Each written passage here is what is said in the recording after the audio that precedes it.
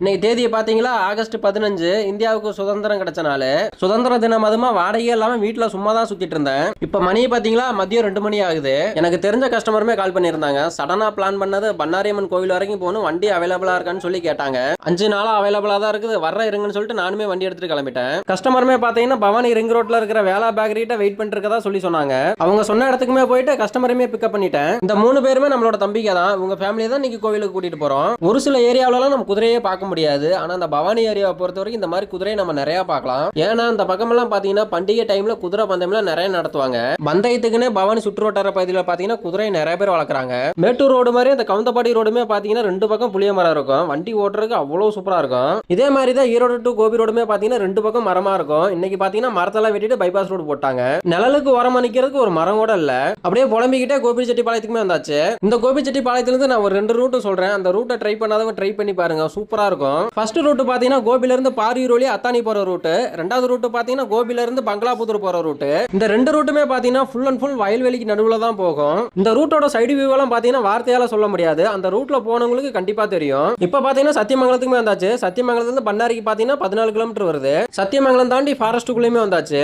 சரியான மழை இல்லாதனால மரம் செடி கொடி எல்லாம் காஞ்சு போய் தான் இருந்துச்சு. நல்ல மழையெல்லாம் பெஞ்சு ஃபாரஸ்ட் ஃபுல்லா பசுமையா இருந்துச்சுன்னா அனிமல்ஸ் நம்ம ரோட்லயே பார்க்கலாம். இப்ப ட்ரையா இருக்கனால அனிமல்ஸ் எதுவுமே ரோட்டோரத்துல வரல.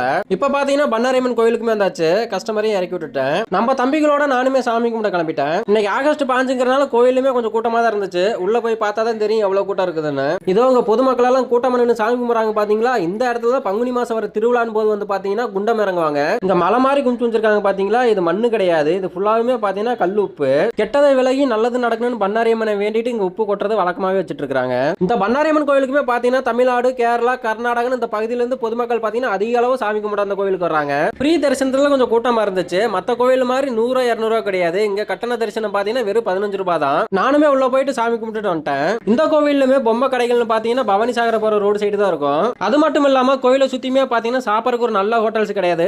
கோயிலுக்கு போயிட்டு சாப்பிட்டுக்கலான்ட்டு யாரும் வந்துடாதீங்க. அப்படி சாப்பிடணும்னு நினைச்சீங்கன்னா வெளியவே சாப்பிட்டு வந்துருங்க. இன்னும் ஒரு முக்கியமான விஷயம், இதனா வரைக்கும் நான் வீடியோ போட்டதெல்லாம் பாத்தீங்கன்னா லாங் ட்ரிப் பத்தி தான் வீடியோ போட்டிருப்பேன். எப்பவுமே லாங் ட்ரிப் மட்டும் தான் ஓட்டுன்னு நினைச்சுக்காதீங்க.